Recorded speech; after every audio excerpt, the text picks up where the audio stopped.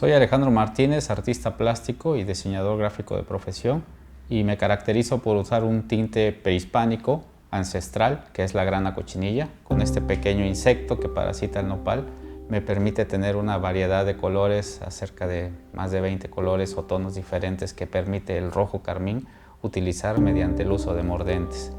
Yo comencé trabajando, cuando tuve el taller me enseñaron como los principios básicos de la grana, y de ahí me pasé 5 años experimentando, prueba, error, manchar, salpicar.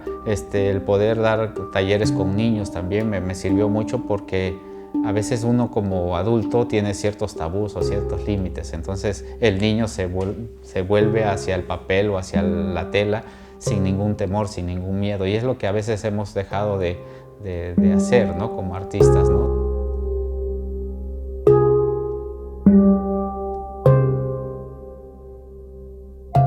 Bueno, en la actualidad es muy práctico comprar una marca o un color codificado de una acuarela, un óleo, un acrílico.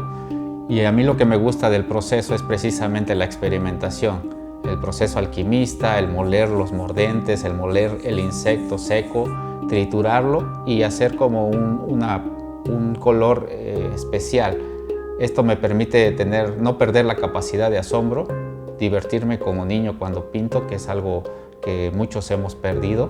Entonces me permite involucrarme más con los matices, las capas, la superposición de capas, el uso de la carga matérica o el color intenso que puede darme una mezcla muy espesa, ¿no? Entonces esta paleta o este insecto se volvió parte de mí precisamente como bandera.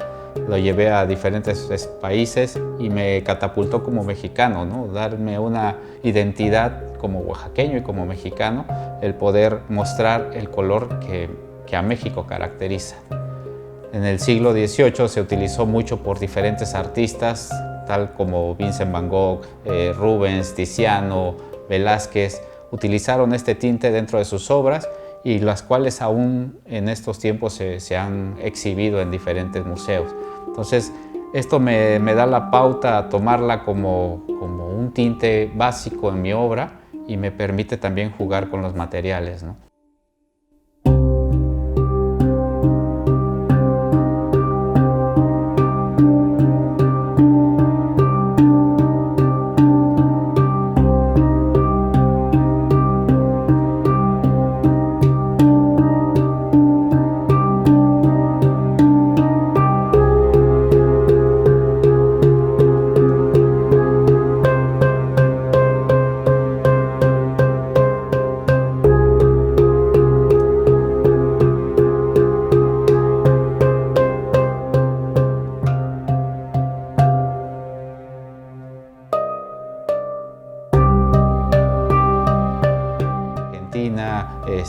Colombia, estar en Florencia, en Italia.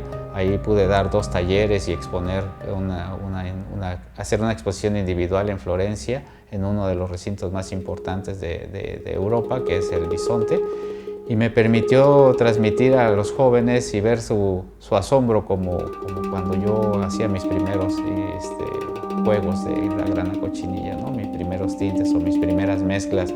Y el vertir el limón los hacía cambiar y hacer el sentido de la magia que tiene la grana cochinilla, ¿no? Entonces, ver a niños que cuando exprimía el limón se asombraban y decían que era algo mágico, pues para mí era como también esta parte de llenar esta emoción que me satisface al momento de pintar con la grana cochinilla.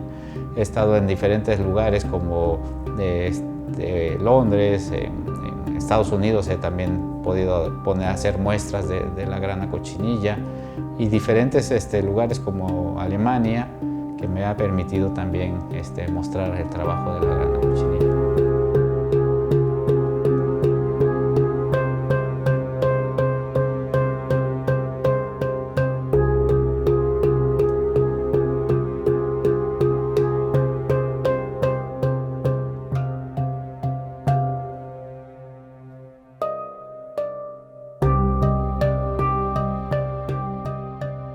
Entonces es parte de la experimentación, parte del juego, como te digo, el poder trabajar como niño, el poder volcarme como niño y el experimentar sin tener ataduras como tal, ¿no? Que me dicte un manual o que me dicte una academia o que me dicte una escuela que me diga esto no se puede hacer. Entonces siempre he sido muy empírico en esa parte, el poder tratar de decir, bueno, ¿y por qué no se puede hacer esto? Entonces trato de siempre descubrir algo nuevo dentro de la técnica.